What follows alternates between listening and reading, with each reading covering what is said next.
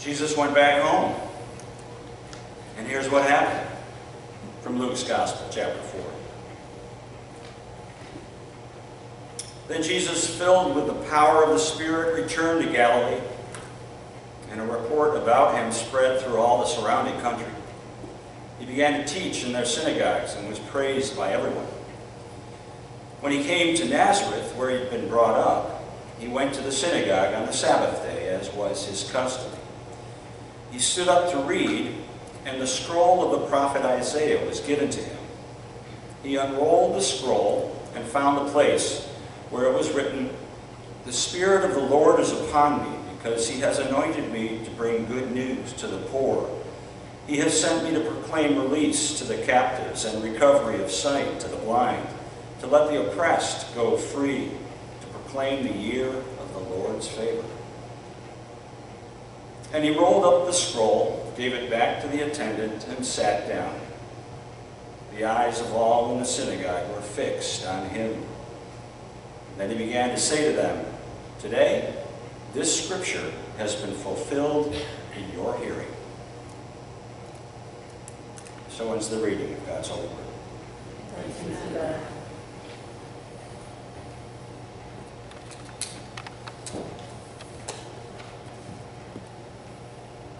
Invite us to pray.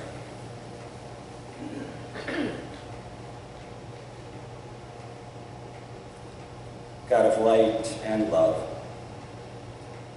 we hear these few verses from Luke's Gospel, the story of the good news of Jesus Christ. And we hear Jesus speaking of a vision, a dream, something so ancient that it predated him, but something that he embraced, that he passes on to us. May we, in our own regular, run-of-the-mill ways, help to realize this dream according to your holy purpose. Amen.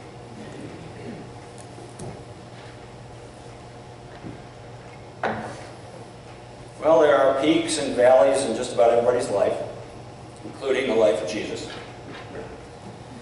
Today we got a glimpse of a peak, a moment in the sun, as the local boy made good, comes back home to shine his light before all the folks who knew him back when. Homecomings can be fun, especially when they affirm that, hey, something really good came out of Nazareth, or Honeyeye, or Naples, or Bloomfield. A few years back, Megan Musnicki and Ryan Lochte were Olympic gold medalists whose names were on everybody's lips. And at a time like that, it's incredibly enticing to try to hitch your wagon to such celebrities. Have I actually talked to Ryan Lochte? No. That didn't matter. I helped his grandmother put together a jigsaw puzzle, so that earned me some points. We loved to bask in the reflected glow. Jesus hadn't gotten his picture on the Wheaties box, but he had acquired considerable renown. So, when all eyes were on him in the synagogue, he was flying high. But, as we all know, it's awful hard to stay on the peak. Just prior to this heady moment, Jesus had spent quite a while in the wilderness, hungry, alone, tempted, maybe about as low as you can get. And just after this scene in the synagogue, things went south real fast. But more on that next week. Let's just say that Jesus had more highs and lows than the Predator roller coaster at Darien Lake. Unlike some of us, maybe, he seemed to have a stomach for it, which is a good thing for us that he did, because he was able to take the gospel message into whatever setting he found himself, regardless of the politics or the persuasions or the peanut gallery. If we go back to the synagogue for a moment, back to that sanguine moment of hometown love and appreciation, Jesus was essentially giving his inauguration speech. I have no clue how many were there. I don't think he really cared. It was probably a fairly small group. But it was a very important moment. So early in his ministry, and now going more public than he'd yet gone, as he grabs a hold of a piece of 700-year-old scripture from Isaiah, and solidly grounds himself in that tradition, and offers, as we heard, good news to the poor, release to the captive, sight to the blind, freedom to the oppressed.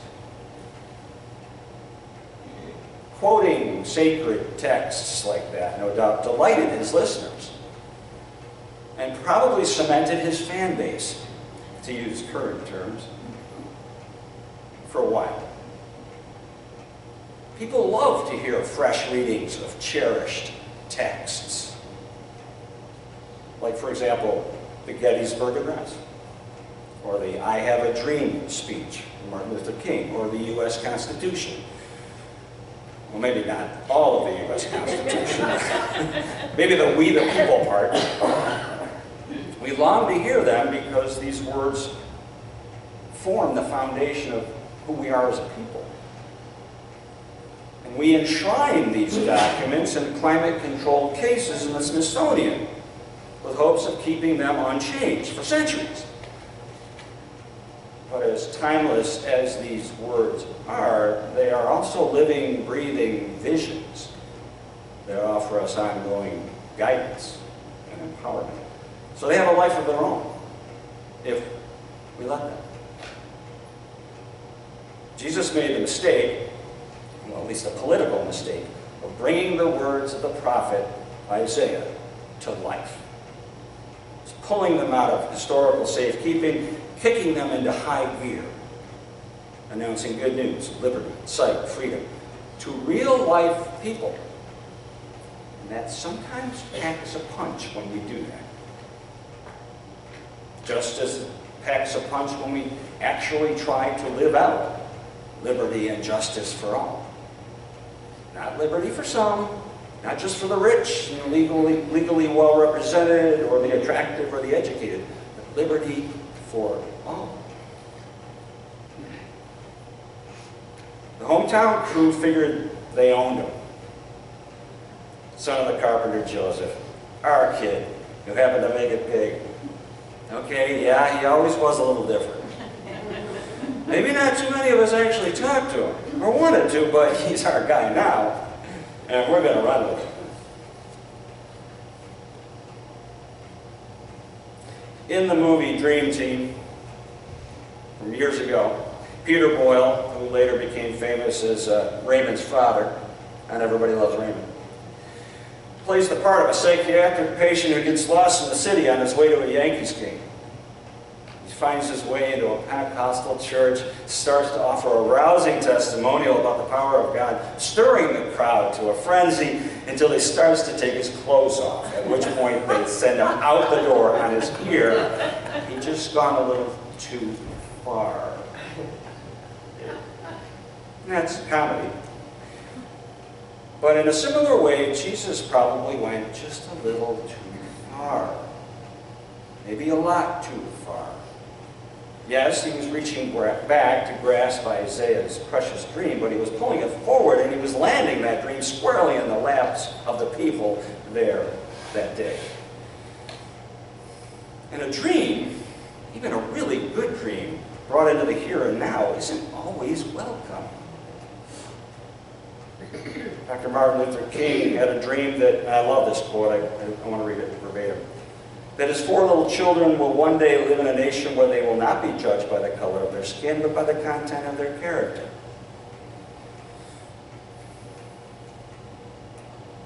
Even a kid who's only 10 years old at the time of that address can appreciate the basic goodness and the rightness of that dream. Then again, a 10-year-old white boy in upstate New York probably never had the experience of being denied service at a lunch counter because of the color of his skin. So he really doesn't know how costly that dream can be. In the movies, generally speaking, dreams are often signaled by soft, ethereal music, strange lighting, and a lot of dry ice. And when we see all that, we know that we're entering into a dream sequence. Everything basically gets cloudy and indistinct when we're in a dream. But I think the dream of Jesus is all about getting crystal clear. So clear it can make us squirm. When Jesus enters the synagogue, riding high in the public opinion polls, he's got a solid base of fans. But fans are funny. I have a fan at home. A little one, not this high. Electric, that I forget about when it's 10 degrees out. But when it's 90, it's my best friend. But my fan is an oscillating fan. Moves one way, then the other. And fans can do that. They can point one way, next thing you know, they're heading in another direction. Which is why it's dangerous to take one's cues from fans. Jesus did, for better and for worse. One writer I came across in recent weeks referred to Jesus as the plumb line. That absolute measure of what's true and right. And thank goodness for plumb lines. Where we'd have houses that looked like something out of a spook house. It's sometimes easy to lose that plumb line. I drive down Route 21 South several times a week. And there's a place just south of Monk's Road, where it comes into 21, where there's a pond situated very close to the road. And as you know, Route 21 is full of hills and valleys and all that sort of thing. So as I drive by the pond, the water always looks crooked in the pond, slanted. Fact is, I'm the one who's slanting. The water's level. But it's still a little eerie every time I go by, even after years of driving by.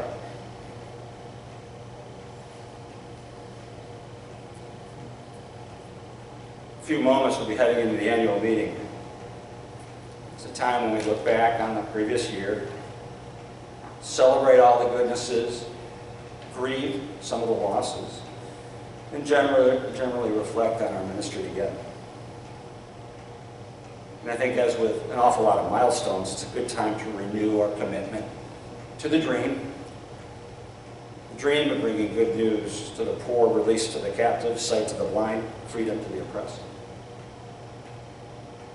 And I think we're well within our rights to admit that the dream is troubling sometimes. But it's also the dream of Christ, and it's one he promises to fulfill. It's good to remember our past. It's our foundation. But a foundation without anything built up on top of it is nothing but a fancy skating rink. I'm going to end with just reference to a couple of my friends. Two gentlemen who shared the same birthday as I do. Harry S. Truman and Ricky Nelson. And I think they both have something really good to say about dreams. President Truman, of course, as a Missourian, said, "Show me." Ricky Nelson said, "If memories are all I sing, I'd rather drive a truck." May we all be empowered to keep the dream of Christ alive and present in the here and now.